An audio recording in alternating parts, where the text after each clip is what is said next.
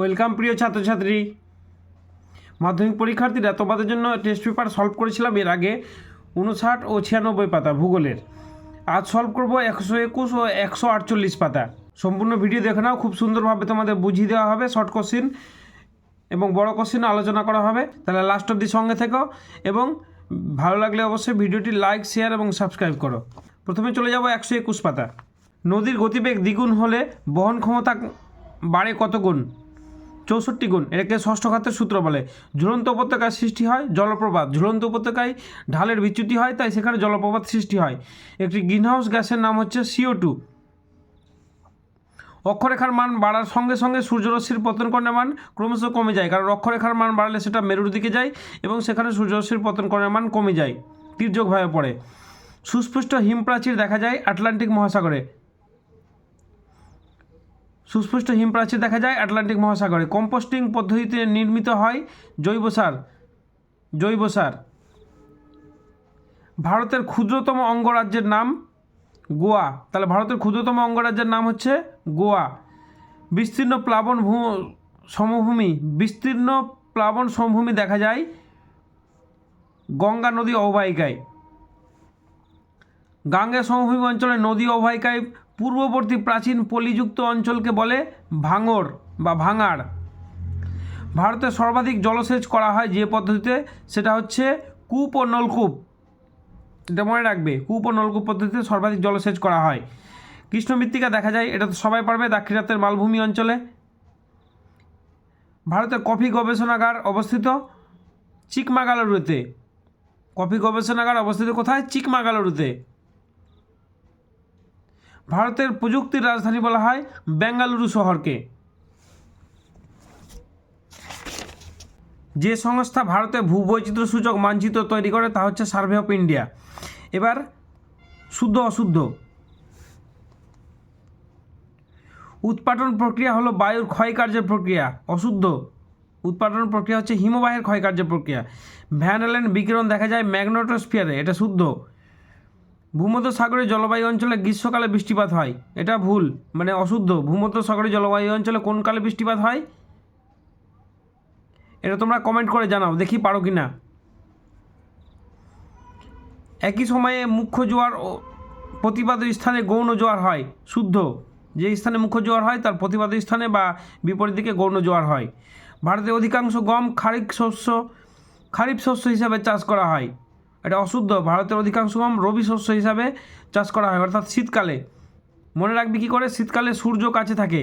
আমাদের উত্তর গোলার্ধে শীতকালে সূর্য কাছে থাকে, অর্থাৎ সূর্য মানে রবি কাছে থাকে, ওই সময়কে রবি শস্য বলা হয়। এটা মনে রাখবে, তাহলে রবি শস্য খারিফ শস্যর মধ্যে পার্থক্যটা করতে পারবে, ভুলবে না। ভারতের সবচেয়ে বেশি লোক বাস করে কোথায়? বিহার। ভারতের সবচেয়ে বেশি লোক বাস করে বিহারে, এটা অশুদ্ধ। বিহারে জনঘনত্ব সব থেকে বেশি, কিন্তু সবচেয়ে বেশি লোক বাস করে উত্তরপ্রদেশে। রেডার হলো প্যাসিভ সেন্সর, অশুদ্ধ। রেডার হলো অ্যাক্টিভ সেন্সর।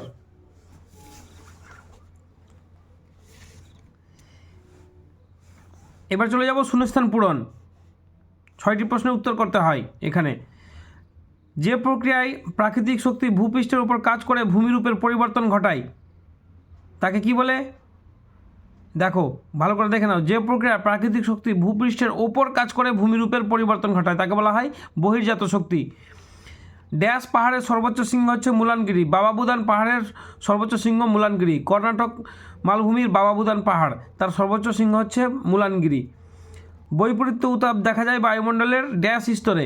এই কোশ্চিনটাতে কিন্তু একটু বিতর্ক আছে এইখানে। এইদিকে দেখো, বৈপরীত্য উত্তাপ যেটা আমরা ফিল করি বা তোমরা বইয়ে পড়েছো, সেটা সাধারণত বায়ুমণ্ডলের ট্রপোস্ফিয়ারেও দেখা যায়, কিন্তু তার সঙ্গে সঙ্গে কী হয় আবার স্ট্র্যাটোস্ফিয়ারেও।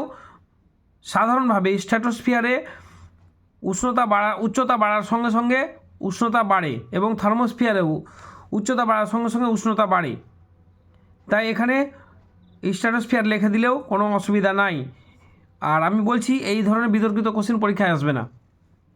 সমুদ্র তরঙ্গ সৃষ্টিকারী প্রধান শক্তি হচ্ছে বায়ুপ্রবাহ। ড্যাশকে কমলালেবুর শহর বলা হয়। নাগপুরকে কমলালেবুর শহর বলা হয়। শিল্প বলা হয় ড্যাশ শিল্পকে। শিল্প কোন শিল্পকে বলা হয়? লৌহ ইস্পাত শিল্পকে শিল্পের শিল্প বলা হয়, কারণ লৌহ ইস্পাত যে কোনো শিল্প স্থাপন করতে গেলে অবশ্যই দরকার, তাই লৌহ ইস্পাত শিল্পকে শিল্প বলা হয়। 1 কোটির বেশি জনসংখ্যার শহরকে ড্যাশ বলে, এটা উত্তর হবে মেগা সিটি। এবার একটি বা দুটি প্রশ্নের উত্তর দাও। এখানে দেখো, উচ্চ গতি বা পার্বত্য প্রবাহে নদীর প্রধান কাজ হচ্ছে ক্ষয় কাজ। নেক্সট কোশ্চেন, উচ্চ পার্বত্য অঞ্চলে কোন সময় বৈপরীত্য তাপ ঘটে? রাতের বেলায়। বান ডাকলে নৌ পরিবহন বিপজ্জনক হয় কেন? এটা পারবে তোমরা। বান ডাকলে প্রবল গতিতে নদীর জল বিপরীত দিকে অর্থাৎ উজানের দিকে হুড়মুড়িয়ে ধেয়ে আসে, তাই সেখানে নৌকা যদি চলে আসে বা নৌ পরিবহন যদি হয় তাহলে নৌকাটা উল্টে যেতে পারে, ডুবে যেতে পারে, তাই নৌ পরিবহন বিপজ্জনক। বর্জ্য পদার্থ কি? এটা সংজ্ঞা বই থেকে করে নেবে, সহজ জিনিস। পৃথিবীর বৃহত্তম বদ্বীপের নাম লেখো। গঙ্গা ব্রহ্মপুত্রের বদ্বীপ হচ্ছে পৃথিবীর বৃহত্তম। চিরসবুজ উপকূলীয় বনভূমির অপর নাম কি? ম্যানগ্রোভ অরণ্য। কোন দ্রুতগামী রেল পরিবহন ব্যবস্থার মাধ্যমে মুম্বাই, দিল্লি, কলকাতা, চেন্নাইকে যুক্ত করার পরিকল্পনা করা হয়েছে? হীরক চতুর্ভুজ। পিক্সেল কি? পিক্সেলের পুরো কথা অর্থ হচ্ছে পিকচার এলিমেন্ট, অর্থাৎ ডিজিটাল উপগ্রহ চিত্রের যে ক্ষুদ্রতম একক সেটাকে বলা হচ্ছে পিক্সেল। এখানে ডান দিক বাম দিক মিলিয়ে লেখা। প্লায়া হবে বায়ু ও জলধারার মিলিত কাজ। স্যাডেল পিক আন্দামানের সর্বোচ্চ শৃঙ্গ। নবসেবা ভারতের অত্যাধুনিক প্রযুক্তির বন্দর। আর মহানদী প্রকল্প হীরাকুঁদে। এবার 2 নম্বরের কোশ্চেন, খরস্রোত কাকে বলে? পারবে। ড্রামলিন কাকে বলে? পারবে। এখানে দেখো, সবটা কোশ্চেন আমার সাজেশান থেকে এসছে, অর্থাৎ সাজেশান থেকে সম্পূর্ণটা উত্তর করা যাবে আমার যেটুকু সাজেশান দেওয়া আছে। স্থলবায়ু, চিনুক, বহুমুখী নদী পরিকল্পনা বলতে কী বোঝো? কৃষ্ণ মৃত্তিকার বৈশিষ্ট্য, ম্যানগ্রোভ অরণ্যের অভিযানগত বৈশিষ্ট্য, ঝুম চাষ কী, জীবিকা সত্তাভিত্তিক কৃষি বলতে কী বোঝো? শিকড় আলগা শিল্প কী, সেন্সর কী, এফসিসি কী? মন্থকূপ ও প্রপাতকূপের পার্থক্য, মরু অঞ্চলে বাড়িয়ালি দেখা যায় কেন? বর্জ্য ব্যবস্থাপনায় ছাত্রছাত্রীদের ভূমিকা, পরিবেশের উপর বর্জ্যের 2টি কুফল, অপরিকল্পিত নগরায়নের ফলে সৃষ্ট সমস্যা, অথবা ভারতের কৃষিতে জলসেচের প্রয়োজনীয়তা, উপগ্রহ চিত্র তোলার বিভিন্ন পর্যায়, অথবা মানচিত্র উপগ্রহ চিত্রের পার্থক্য। 5 নম্বরের কোশ্চেন দেখো, হিমবাহের ক্ষয়ের ফলে গঠিত যে কোনো 3টি ভূমিরূপের চিত্র সহ বর্ণনা। পৃথিবীর নিয়ত বায়ু প্রবাহগুলির উৎপত্তি ও গতিপথ বর্ণনা। চিত্রসহ ভরা জোয়ার মরা জোয়ার উৎপত্তি ব্যাখ্যা করো। বিশ্ব উষ্ণায়নের প্রভাব। আঞ্চলিক ভূগোল থেকে দেখো, ভারতের পূর্ব ও পশ্চিম উপকূলীয় সমভূমির ভূপ্রাকৃতিক বৈশিষ্ট্যের পার্থক্য। ভারতের জলবায়ুর উপর মৌসুমী বায়ু প্রভাব আলোচনা করো। পূর্ব ভারতের লৌহ ইস্পাত শিল্পের কেন্দ্রীয় ভবনের কারণ লেখো। ভারতের কফি চাষে অনুকূল পরিবেশে বর্ণনা দাও। এখানে দেখো 4টেই কমন, আমার সাজেশান থেকে 4টেই কমন, এখানে 3টে কমন। এবার মানচিত্র বা ম্যাপ পয়েন্টিং। ভারতের ক্ষয়জাত পর্বত আরাবল্লী। ভারতের শীতকালীন বৃষ্টিপাতযুক্ত অঞ্চল করমণ্ডল উপকূল। ভারতের গোস্থ উপত্যকার মধ্য দিয়ে প্রবাহিত নদী নর্মদা। ভারতের অত্যাধিক বৃষ্টিপাতযুক্ত স্থান আন্দামান নিকোবরকে পৃথককারী জলভাগ 10 ডিগ্রি চ্যানেল। ভারতের চিরহরিৎ বৃক্ষের বনাঞ্চল। পূর্ব ভারতের চা উৎপাদক অঞ্চল। ভারতের বৃহত্তম জাহাজ নির্মাণ কেন্দ্র। ভারতের শুল্কমুক্ত বন্দর কলকাতা। এখানে দেখো ম্যাপ পয়েন্টিংয়ের আমার সাজেশান দেওয়া আছে। ম্যাপ পয়েন্টিংয়ের সাজেশান থেকে সবটাই এসছে, একটাও বাদ যায়নি। তোমাদের ফাইনালেও এভাবে আমার সাজেশান থেকে একটাও বাদ যাবে না। আমার সাজেশান ও ম্যাপ পয়েন্টিং সাজেশান দেখার জন্য ডেসক্রিপশান লিঙ্ক পেয়ে যাবে, সেখান থেকে দেখে নিতে পারো। এরপর চলে যাব আমরা 148 পাতায়। প্রথমেই এমসিকিউ বা সঠিক উত্তর নির্বাচন ধর্মী প্রশ্ন। গাঙ্গেয় উপদ্বীপ যে প্রক্রিয়ার ফল তা হলো আরোহণ প্রক্রিয়া, কারণ সেখানে পলি জমতে ধীরে ধীরে উঁচু হয়ে স্ট্যান্ডার্ড তৈরি হয়েছে। পলল ব্যাজনী সৃষ্টি হয় মধ্যগতিতে। বায়ুমণ্ডল যে পদ্ধতিতে সর্বাধিক উত্তপ্ত হয়? বিকিরণ পদ্ধতিতে। সীমান্ত বৃষ্টি বলা হয় নাতিশীতোষ্ণ ঘূর্ণ বৃষ্টিকে। একটি সাময়িক বায়ুর উদাহরণ হলো মৌসুমি বায়ু। উষ্ণ ও শীতল স্রোতের মাঝের বিভাজন রেখাকে বলে হিমপ্রাচীর। কম্পিউটার, টিভি প্রভৃতি ইলেকট্রনিক বস্তুজাত বর্জ্যকে বলা হয় ওয়েস্ট।